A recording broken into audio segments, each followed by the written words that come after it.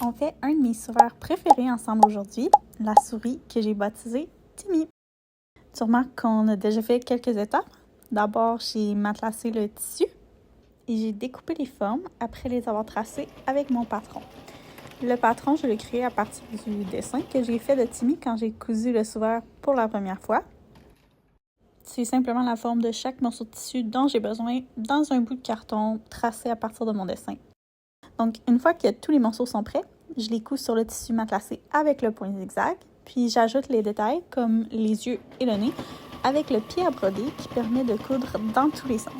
Ça, c'est ma partie préférée parce que c'est vraiment là que le personnage prend vie. Bon, ensuite, il faut coudre l'avant et l'arrière du souverain ensemble en laissant un trou pour le retourner à l'endroit.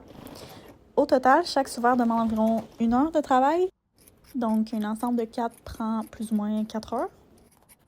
Pour les tissus, j'utilise en partie des tissus recyclés. Ici, le chapeau et le col de la souris viennent d'un drap que j'ai trouvé en friperie. On va se le dire, là, en friperie, il y a énormément de draps et de nappes qui risquent d'être jamais achetés, en fait.